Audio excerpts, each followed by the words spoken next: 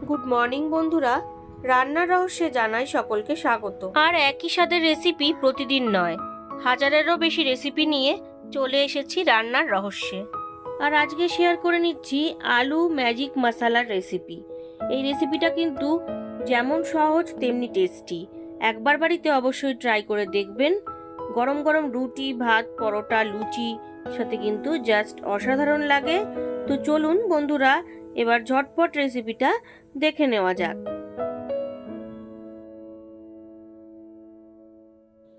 তো বন্ধুরা, এই সিম্পল আর টেস্টি রেসিপির জন্য এখানে আলু নিয়ে নিয়েছি, তার পাশাপাশি টমেটো, কাঁচা লঙ্কা নিয়ে নিয়েছি, আর হলুদ গুঁড়ো, 5 ফোড়ন, শুকনো লঙ্কা নিয়েছি, আর নিয়েছি ম্যাগি ম্যাজিক মশলা।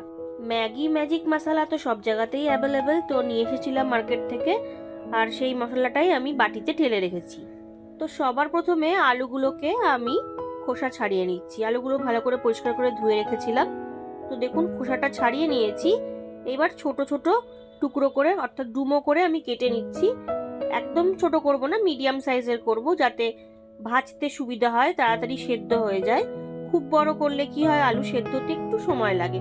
তো দেখুন এইভাবে আমি কেটে নিচ্ছি। আর আলু কাটা তো নতুন করে কিছু দেখানোর নেই, তো কেটে নিলাম। তো বন্ধুরা, আলুগুলো আমি সম্পূর্ণ কেটে নিয়েছি। এইবার একটা বোলের মধ্যে আমি জল নিয়ে নিয়েছি, নিয়ে আলুগুলোকে জলের মধ্যে দিয়ে আমি একটুখানি রেখে দেবো, ওই 2-3 মিনিট মতন রেখে দেবো। আর আলুটা রাখার পাশাপাশি এখানে 2টো টমেটো আমি ছোট ছোট টুকরো করে কেটে নিচ্ছি। দেখুন এইভাবে কেটে নিচ্ছি। খুব সিম্পল রেসিপি, কিন্তু খেতে হয় খুবই টেস্টি। গরম গরম রুটি, লুচি, পরোটার সাথে কিন্তু খুবই ভালো লাগে। তো একঘেয়ে আলুর চচ্চড়ির থেকে আমার মনে হয় এই রেসিপিটা একটু ডিফারেন্ট। তো দেখুন টমেটোগুলো কেটে নিয়েছি। এবার 2টো কাঁচা লঙ্কা নিয়ে নিয়েছি। কাঁচা লঙ্কা দুটোকে আমি একটুখানি জাস্ট এইভাবে কেটে নিচ্ছি।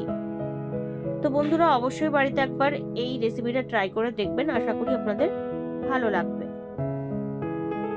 রান্নাটা পুরোটাই সর্ষের তেলে করব, তার জন্য কড়াই গরম করে নিয়েছি এবং সর্ষের তেল দিয়ে দিলাম। সর্ষের তেলটা একটু গরম করে নিচ্ছি। তো তেলটা ভালো করে গরম হয়ে গেছে। এবার কয়েকটা শুকনো লঙ্কা আর ওই 1/2 টিস্পুন মতন 5 ফোড়ন দিয়ে দিলাম।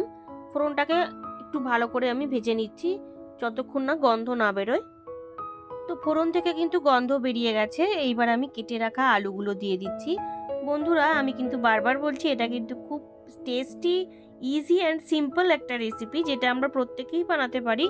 কিন্তু আমি কিভাবে এই ম্যাজিক আলু মশলাটা রেডি করছি সেটাই আপনাদের সাথে শেয়ার করে নিচ্ছি। তো দেখুন, বেশ খানিকক্ষণ আমি ভালো করে আলুটা ভেজে নেওয়ার পরে টমেটো আর কাঁচা লঙ্কাটা দিয়ে দিলাম। আলুটা কিন্তু বেশ কিছুক্ষণ ভেজে নেওয়ার পরেই টমেটো আর কাঁচা লঙ্কাটা দিলাম। তার পাশাপাশি হলুদ গুঁড়োও একটু দিয়ে দিলাম পরিমাণ অনুযায়ী, দিয়ে ভালো করে মিশিয়ে নিচ্ছি। টমেটোটা পরে দেওয়াতে কি হবে, টমেটোটা পুরোটা গলে যাবে না, একটু গোটা গোটা থাকবে, মুখে পড়লে খেতে ভালো লাগবে। তার পাশাপাশি একটু লবণও দিয়ে দিয়েছি, দিয়ে ভালো করে মিশিয়ে নিলাম। আর আলুটাকে ওই 60-70% মতন প্রথমে ভেজে নিয়েছি। তো আলুটা কিন্তু মোটামুটি রেডি হয়ে গেছে। এবার আমি জল দিয়ে দেব। দিয়ে দিচ্ছি ওই 1 গ্লাস মতন জল, দিয়ে ভালোভাবে আমি মিশিয়ে নিচ্ছি। মিশিয়ে নিয়ে ওই 10 মিনিটের জন্য ঢাকা চাপা দিয়ে দিলাম। 10 মিনিট বাদে ফিরে এলাম। আপনারা দেখুন আলুর তরকারিটা কিন্তু আমার মোটামুটি রেডি হয়ে গেছে। আলুটা খুব ভালোভাবে সেদ্ধও হয়ে গেছে, আর গ্রেভিটা আমি এইরকম রেখেছি, এর থেকে বেশি গ্রেভি আমি রাখবো না। এইবার দিয়ে দিচ্ছি ফাইনালি ম্যাগি ম্যাজিক মশলা, 1 প্যাকেট মতন আমি দিয়ে দিলাম। এই মশলাটা দেওয়াতে কি হবে, আলুটাতে খুব সুন্দর একটা টেস্ট আসবে, আর নর্মাল আলুর চচ্চড়ির থেকে কিন্তু টেস্ট একদম ডিফারেন্ট হবে। তো এইবার দিয়ে দিচ্ছি টেস্টের ব্যালেন্সের জন্য চিনি। চিনিটা অবশ্যই দিতে হবে। চিনিটা দিলে কি হবে, টেস্টটা একদম ঠিকঠাক আসে এই আলুর তরকারিতে। তো চিনিটা দিয়ে ভালোভাবে মিশিয়ে নিয়েছি। এইবার গ্যাসটা অফ করে দিয়ে গরম গরম সার্ভ করব। তো বন্ধুরা, এইবার আমি তরকারিটা সার্ভ করে নিচ্ছি। এরকম একটা বাটিতে আমি গরম গরম এই টেস্টি আলু ম্যাজিক মশলা সার্ভ করে নিচ্ছি, আর সাথে দিয়ে দেব রুটি। আপনারা চাইলে এখানে রুটির পরিবর্তে পরোটা বা লুচির ব্যবহারও করতে পারেন, কিন্তু আমি রুটিটাই প্রেফার করছি। তো গরম গরম আমি রুটিটা দিয়ে দিলাম। বন্ধুরা, তো এই সিম্পল, টেস্টি ও ইজি রেসিপিটা আপনাদের কেমন লাগলো আমাকে অবশ্যই কমেন্ট করে জানাবেন। আজকের রেসিপি আলু ম্যাজিক মশলা আমার রেডি। ভালো লাগলে বাড়িতে অবশ্যই ট্রাই করবেন ও টেস্টের আনন্দ নেবেন। তার পাশাপাশি লাইক শেয়ার কমেন্ট করতে ভুলবেন না।